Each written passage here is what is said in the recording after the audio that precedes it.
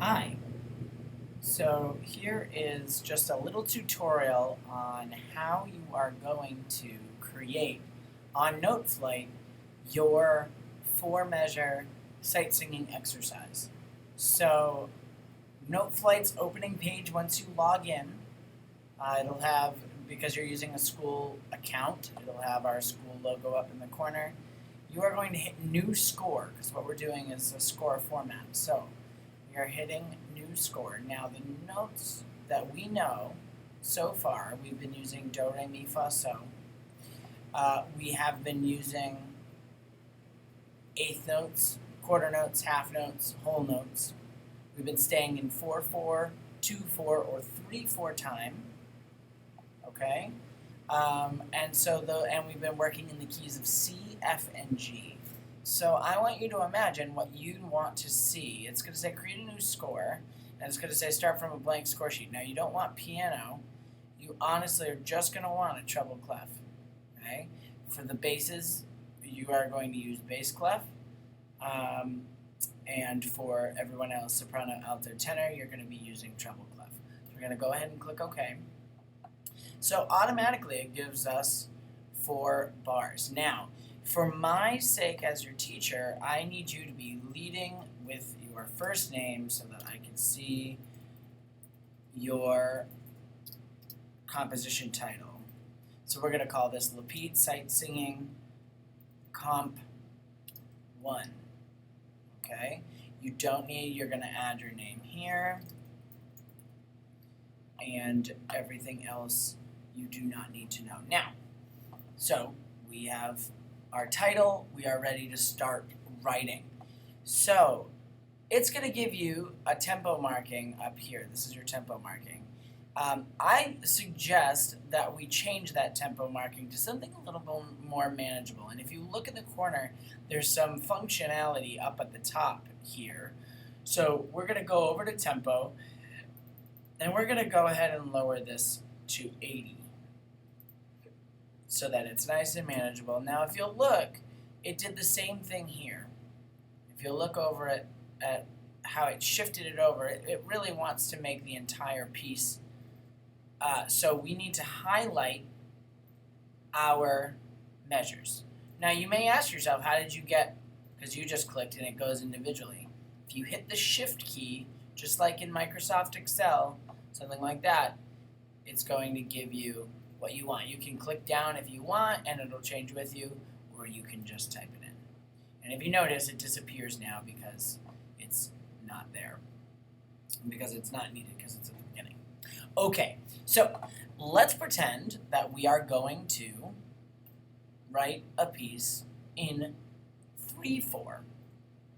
So I'm going to take that beat count and go here. If you want it to be extra sassy later on, we're going to be using the other bottom numbers in the time signature, but for right now we're going to keep it in 3/4.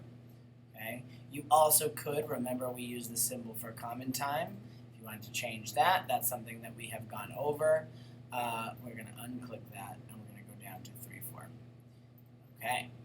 So now we have 6 bars. Let's say we wanted to delete a bar. We only need to do 4 bars.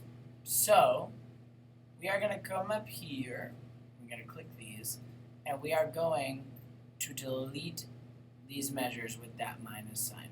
So we only have 4 bars. All right. With me so far. Now it's really important to pick a key. So we are going to go up in measure. We're going to find this, change the key signature, and I'm going to be sassy, and I'm going to put it in G major. It's going to add that automatically for me. Now, let's find out what we want. We might want to start and end on do. So, if I click on measure 1, it's going to give me this idea. It's going to give me, I can click with my mouse. So that's do. So if you're following along, I want it to be do, re, mi, re, do, fa, mi. That's what I want the piece to sound like. So now I'm going to click let's say I want to check it. I can use the side arrows on my keyboard as a cursor. So I can go do, re, mi. Okay? And I wanted to go do, re, mi, re, do.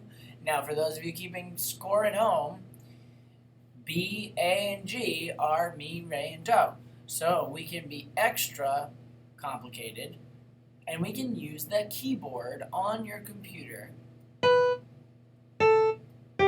I just typed in B, A, and G, and it did the same exact thing. Now, if we wanted to figure out bum, bum, maybe we can't figure out quite what that is. I know that it's fa, but let's say we thought it was so. We know that in G major, so is D. Ooh, that went too low. All right, well, we don't want do, re, mi, re, do, so. We don't want that, but we think we want to go bum. So we're going to go up an octave. So the best way that we can do that, we're going to hit the command button, and we are going to hit up, and it's going to jump it. Now let's check and see. Let's say I want to play it back now. I can click measure 1 and either hit this play button, or I can simply hit the space bar.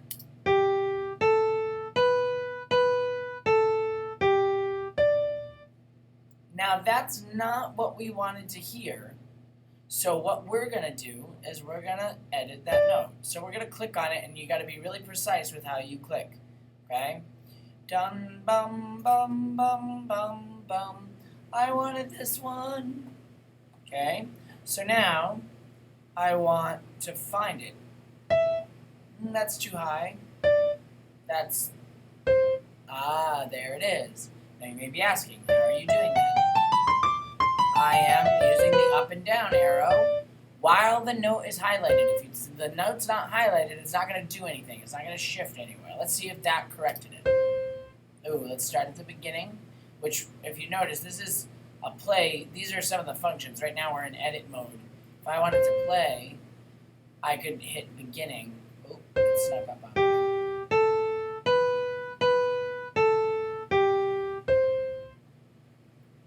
Now, if you remember from my first time singing, do, re, mi, re, do, fa, mi. Sorry for my strange voice there. But we want this to become a what? I heard you correctly. That was your dotted half note. So in 3/4, it's going to be interesting. So I'm going to come up to duration, and I'm going to click the half note.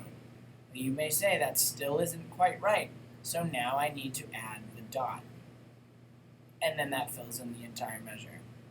Now I wanted to go to mi next. Now let's say I wanted to be sassy and use the shortcut. Right now if I say B, it's actually going to lower the note. Why, you may ask? Because it was highlighted. So don't highlight. Make sure that's there. Now the cursor has moved on. So now I can do, and it will add in the last duration you had. So because we entered a dotted half note in measure 3, it's going to think you still want a dotted half note in measure 4. It's going to automatically add measure 5. Delete it. You don't want it. Okay?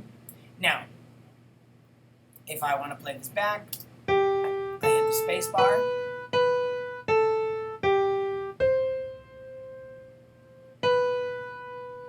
Okay, great. Suitable, meets the assignment, but it's kind of easy and kind of boring. So what if I wanted to do, I want to take this and turn it into something with an 8th note. So I could either find the 8th note, or I could press the bracket key.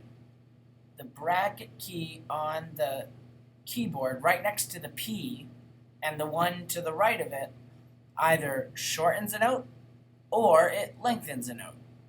Okay, and if you can see up at the top, right where my cursor is, it's toggling around those two durations. Okay, so let's mess around with that. Let's say I want to just double that A. So I went in the wrong direction. But now I'm going to have to refill in that B, but I have an A, and now here I can press A, and then here I can hit B. And now let's say I want to get sassy and I want to add this. Boy, there's a lot of getting sassy. I don't know why. And then, I don't know, I want to make it even more complicated, so I'm going to go bum, bum, bum, bum. Oh, why did that happen? Because I didn't shorten it first. So let's go back. I use the down arrow. I'm going to shorten the length. And then I want to add a C. And then I want to move my cursor over, shorten the note, and I want to add a B. So now, what on earth does this sound like? I'm so glad you asked. Let's play it.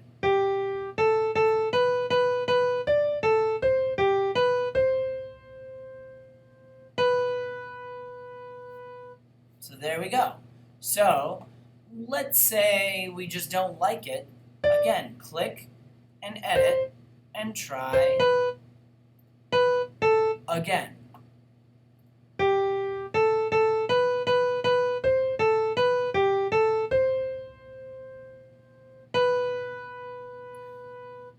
So that's how we're going to create this. When you're done, now you listen here, young'uns.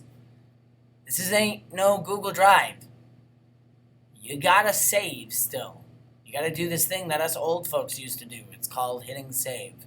So, we are going to go up to this little cloud that says save, and we are going to hit save.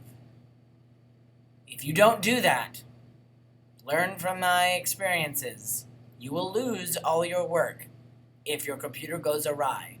And quite frankly, Noteflight is amazing, but it takes up a lot of processor speed if things are getting complicated. All right? So we need to make sure that we have it saved. Great. So I think that we've pretty much covered what you need to know in terms of the compositional aspects. And this would be a perfectly fine 4-measure sight singing example that we're going to pass out to the class later on. So this is what it looks like. I think we could just delete these. By clicking them, they just won't show up. So now we need to be able to export. So we are going to click this because you need to be able to upload it to Google Classroom, or you need to email it to me. Email, Google Classroom. Only 2 options. Do not print it out because I'm going to take it and make it into a book. Not to sell for the class. Moving on. So, you're going to click export, and it gives you some options here. Export to PDF, export individual parts. That's if we were doing a band score, don't worry about that. MIDI, WAV, you don't really need to worry about these. Do not pick Noteflight score. Export to PDF. Continue. Click Save to complete exporting. Save. And then it's going to pop up down here. And I believe at this point, you will be able to see the sight singing composition. It's still loading. It's taking a little bit of time, okay? And you can go ahead and download it onto the computer. You're going to put it on the desktop or what have you. You're going to do this at home. You're going to see it. You're going to drag it onto your desktop, and then you are going to email it to me or upload it to Google Classroom. Let's upload it to Google Classroom. So, if you have any questions, you know how to reach me by email, and happy composing.